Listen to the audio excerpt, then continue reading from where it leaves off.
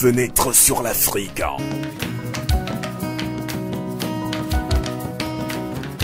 Interview, analyse, débat sur la situation politique et culturelle africaine sur Radio Canal K.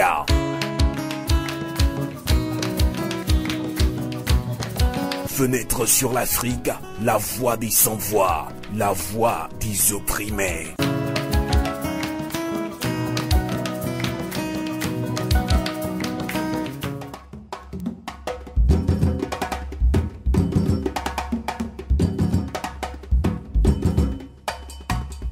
Après son livre Le Mouton Noir paru en 2014, l'ancien patron de la compagnie Elf, le français Luc Leflot-Prigent, vient de publier un nouveau ouvrage intitulé Carnet de route d'un Africain, un autre regard sur l'Afrique d'aujourd'hui.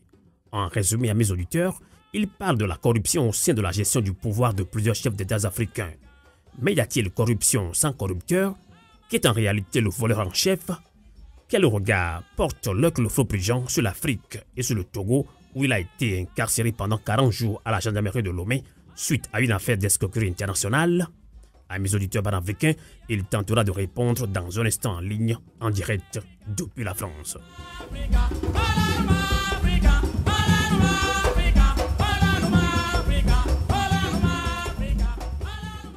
Luc Leflot-Prigent, bonsoir. Bonsoir. Merci de nous accompagner en ligne depuis la France. Justement, après Le Mouton Noir en 2014, vous avez publié tout récemment un autre ouvrage que vous titrez Carnet de route d'un Africain. Que comprendre alors de ce titre Carnet de route d'un Africain? Quel regard vous portez sur l'Afrique d'aujourd'hui, Luc Leflot-Prigent? Dans Carnet de route d'un Africain, j'essaie de rappeler l'ensemble des années que j'ai passées en Afrique et en particulier dans les pays qui pouvaient avoir du pétrole ou qui étaient pétroliers, puisque c'est l'essentiel de ma vie passée et actuelle. Mais j'ai voulu surtout partir sur des anecdotes, parce que je pensais que pour le public, il fallait que j'ai un peu de chair, c'est-à-dire qu'ils comprennent ce que j'avais vécu à certains moments de ma vie sur ce continent que j'adore. D'accord. Et donc, il fallait qu'ils comprennent mon empathie avec toutes les personnes que j'ai rencontrées et ma volonté de faire marcher ce continent dans les années à venir. D'accord. Puisque sa démographie est galopante et qu'il me paraît nécessaire que les Africains prennent leur destin en main. D'accord. Que ce ne soit pas de l'extérieur que le destin soit pris. Et pour cela, il faut que le business, les hommes d'affaires, les gens qui ont été éduqués en Occident, que ce soit aux États-Unis ou en Europe, que ces gens-là prennent les rênes des affaires et la notion de bien commun. Et parmi les difficultés que nous avons, c'est les gens qui prennent le pouvoir et qui s'y accrochent immodérément. D'accord. Eh bien, Luc Leflot-Prigent, dans votre livre, la corruption occupe une bonne partie de votre témoignage. Elle aurait été légion dans vos rapports avec les pouvoirs africains. D'ailleurs, le Cameroun s'est empressé de faire savoir que le président Paul Biya n'est pas concerné par vos propos quand on parle de corruption. Alors, Luc Leflot-Prigent, êtes-vous fier d'avoir activement participé à ces pratiques? Est-ce que vous regrettez d'avoir été l'un des plus grands corrupteurs? Je pense que dire cela est erroné. D'accord. Alors, j'ai bien noté que c'était la manière dont certains m'avaient désigné, mais ce n'est pas ce que j'ai expliqué dans mes livres, que ce soit Le Mouton Noir, le premier, ou le second, celui qui est là, et ce livre n'est pas à propos de la corruption. C'est un livre à propos de l'Afrique, et à l'intérieur de l'Afrique, il se trouve qu'il y a de la corruption. Alors, je reprends mes propos, c'est-à-dire que lorsqu'il y a corruption, il y a corrupteur et corrompu. Exactement. Et il est rare que dans un pays dont on dit qu'il est corrompu, les Occidentaux arrivent à vous expliquer qu'ils ne sont pas corrupteurs. Et donc je m'étonne dans ce livre du fait que l'on dise encore aujourd'hui qu'il n'y a plus de corrupteurs occidentaux et qu'il y a néanmoins beaucoup de corrompus en Afrique. Ok. Et je dis que ceci est incohérent. Alors maintenant, j'explique ce que j'ai fait et pourquoi je l'ai fait. Et je ne me suis jamais caché. Ce que je constate, c'est que les gens qui ont fait la même chose que moi se cachent et qu'ils continuent à le faire en se cachant. D'accord. Et je pense qu'il est temps d'arrêter. Ok. Il est temps. Pour le bien de l'Afrique. Mais effectivement, il y a eu des moments où j'ai fait des choses. Je n'en suis pas plus fier pour autant. D'accord. Et que vous regrettez alors? Mais si je ne l'avais pas fait à l'époque, eh bien, le développement de mon entreprise et le développement de l'Afrique n'aurait pas été fait. D'accord. Mais maintenant, ça devrait être fini, puisque tout le monde dit que c'est fini. Or, ce n'est pas fini. Et c'est le problème d'aujourd'hui. D'accord. Alors, le faux Prigent, pendant au moins 25 ans, vous étiez patron de la compagnie pétrolière Elf. Il y avait eu pas mal de contacts en matière d'affaires avec surtout des chefs d'État africains. Alors, n'aviez-vous pas conscience d'avoir enrichi à l'époque davantage les riches puissants despotes, surtout des chefs d'État africains, quand ces derniers paupérisaient encore plus et sans vergogne leur population? Le problème est de savoir si pendant la période des 4 ans où j'ai été président, puisque j'ai été 4 ans président d'ELF, les pays ont été bien servis par rapport à l'entreprise que je présidais. Je dis qu'aujourd'hui, c'est le cas. C'est-à-dire que les pays avaient ce qu'il fallait pour, en comparaison de ce qu'étaient les autres pays dans lesquels elle s'était implantée, au Moyen-Orient ou en Europe ou en Amérique latine. Donc il n'y a pas eu de mauvais traitement de la part d'ELF des pays. Le problème a été la répartition. Et dans cette répartition, avant moi, un système s'était installé de manière à ce que il n'y ait pas de complot permanent pour que les présidents ne durent que 3 mois et pour stabiliser la situation, les pays occidentaux, pas seulement la France, avaient considéré qu'il fallait servir les présidents des États de manière à ce qu'ils aient la capacité d'assurer la stabilité des États. Ce qui était bon pour les entreprises qui investissaient, comme ce qui était bon pour les pays eux-mêmes, parce que l'instabilité, les guerres civiles, ce n'est pas bon pour les gens. Voilà. Alors, c'est la situation que nous avons vécue dans la période qui a succédé à l'indépendance. Justement, parlant toujours de votre récent ouvrage, Carnet d'adresse d'un Africain, puisque nous le décryptons avec vous pour nos auditeurs, surtout de la diaspora africaine. Alors, Luc Le Faux Prigent, vous êtes revenu à maintes reprises sur ce que vous appelez l'hypocrisie de la politique africaine de la France. Alors, vous la théorisez par, je cite, et vous n'êtes pas quand même pas bien. Mais d'un côté, on laisse faire. Alors, Luc Le Faux Prigent, la France a-t-elle et les moyens et la volonté de tourner le dos aux dictateurs africains?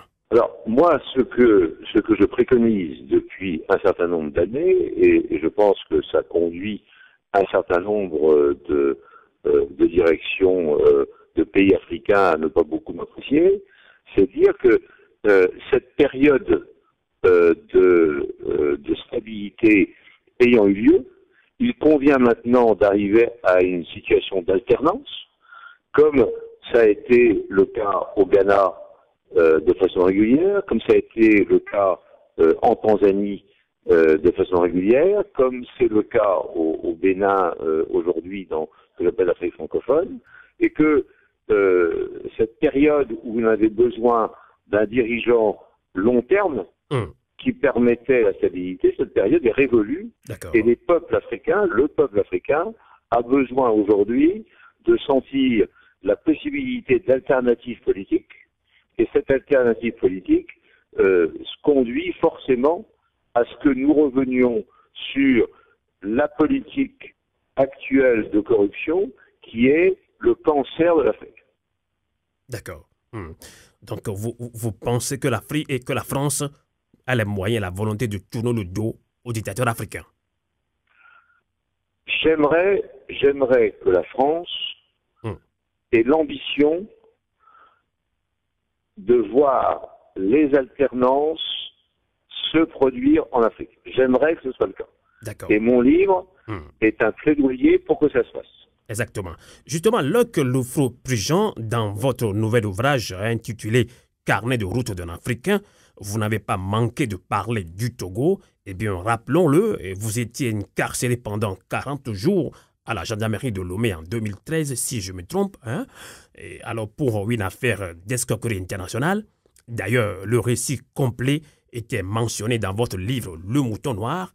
Mais d'abord, Luc Lefrault-Prigent, revenons à votre récent ouvrage « Carnet de route d'un Africain ». Alors, un autre regard sur l'Afrique d'aujourd'hui. Et dans cet ouvrage, vous parlez de l'affaire des incendies des marchés de Lomé de Kara. Alors, vous dites clairement que ces marchés n'ont jamais été incendiés par l'opposition. Alors, qu'est-ce qui vous permet de faire cette affirmation, Luc Lefrault-Prigent? J'étais 5 mois et 11 jours, donc ça fait plus de 40 jours, me semble-t-il, à la gendarmerie de Lomé, incarcéré dans le bureau d'un adjoint au directeur de la gendarmerie. J'ai donc vécu de la gendarmerie ce qui s'est passé dans les opérations de Kara et de Lomé et l'incarcération d'un certain nombre de responsables de l'opposition. J'ai vécu là et j'avais les yeux et les yeux pour voir et les oreilles pour entendre. Et ce que j'ai vu là et les oreilles pour entendre me conduisent à dire aujourd'hui que tout le monde savait très bien que ce n'étaient pas les gens qui étaient arrêtés qui avaient fait quoi que ce soit pour les incendies en question. Tout le monde le savait. Mais c'était l'occasion qui permettait d'incarcérer et de rendre disponible un certain nombre de membres de l'opposition qui en mettaient le pouvoir en place. Et ça, que je le dise au Togo ou que je le dise ailleurs, je dis dans une démocratie, on ne prend pas des prétextes faux pour incarcérer les dirigeants. De la même façon que, à l'heure actuelle, au Congo-Brazzaville, il y a des gens incarcérés par le pouvoir sous des prétextes faux, qu'il y a la même chose au Congo-Kinshasa, et que tous les pays qui font ça sont effectivement des pays qui n'ont pas installé la démocratie chez eux et qui vont dans le mauvais sens du développement. D'accord. Il faut que les gens de l'opposition soient protégés dans un pays démocratique. D'accord. Justement, autant pour moi, vous avez fait plus de 5 mois, presque, à la gendarmerie nationale de Lomé dans cette affaire d'escroquerie internationale. On avait également parlé de Pascal Akousilelou-Bodiran, l'ancien ministre d'État, que vous connaissez très bien. Alors, quelles sont vos relations avec l'ancien ministre d'État du Togo, Pascal Akousilelou? Ce que je voudrais dire, monsieur, c'est que lorsqu'on parle de cette affaire, je crois que il faudrait d'abord dire une prétendue affaire. Une prétendue affaire, d'accord. Parce qu'il n'y a jamais eu de dossier. D'accord. L'individu qui vous parle actuellement n'a jamais vu un dossier sur le sujet.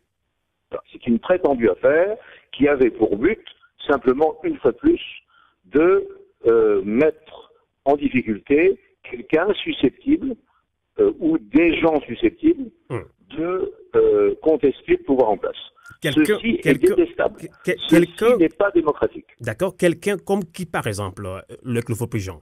Je pense que Pascal Bolgenat était quelqu'un qu'il fallait absolument salir et qu'on a essayé de le salir à travers moi. C'est tout, point final. C'est ça ma conviction. D'accord. Eh bien, l'ancien ministre d'État Pascal Bolgenat, que vous connaissez très bien, il est libre depuis un certain temps, et suite à cette fameuse affaire d'escroquerie internationale, ou prétendue affaire comme vous voulez.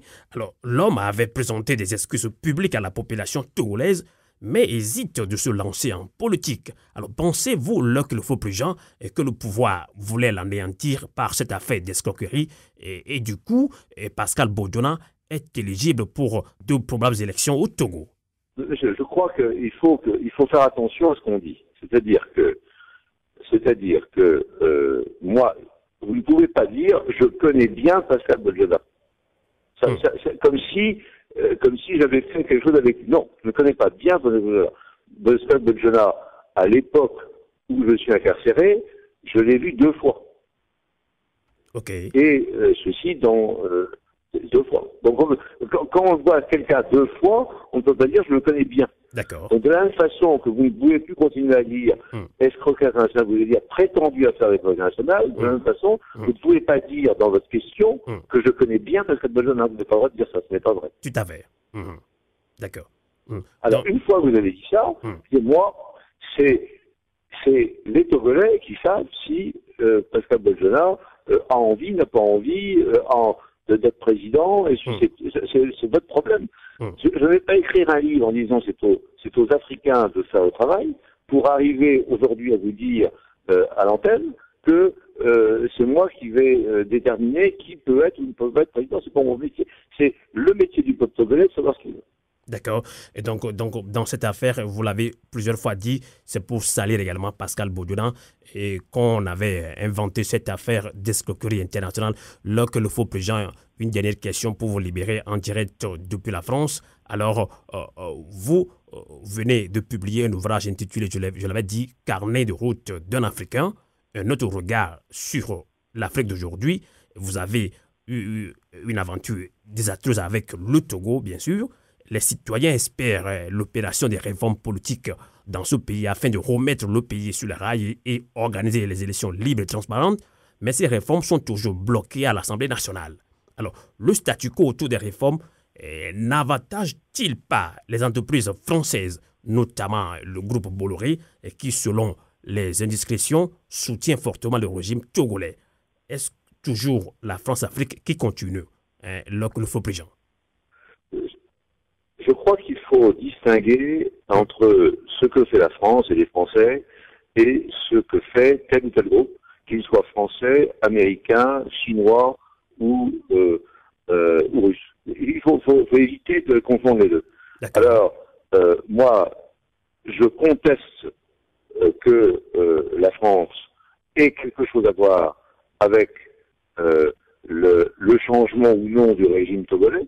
La seule chose que moi je conteste, c'est qu'il y ait une sorte de dictature héréditaire dans un pays. Ça, je conteste cette position. Mais ce que fait telle ou telle entreprise pour maintenir cet état de choses, si jamais je l'observe, je le conteste.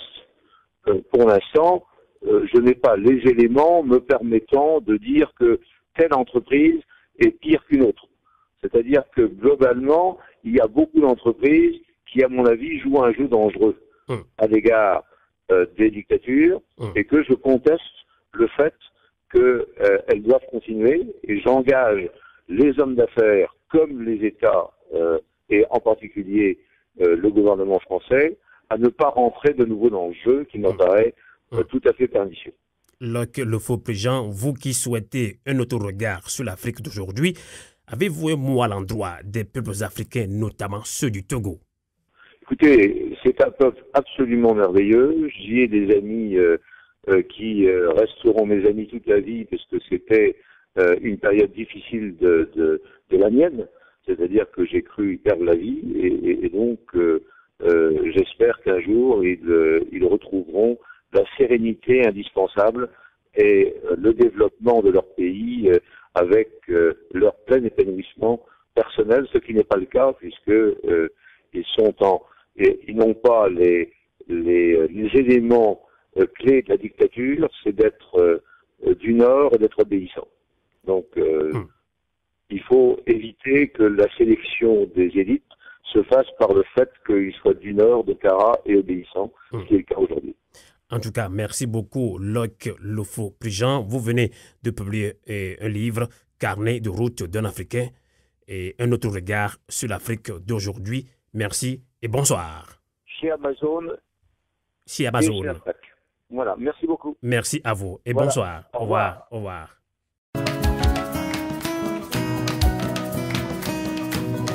Fenêtre sur l'Afrique.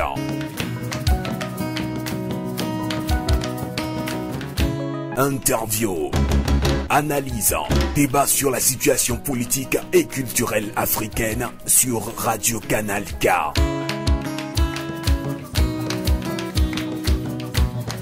Fenêtre sur l'Afrique, la voix des sans-voix, la voix des opprimés.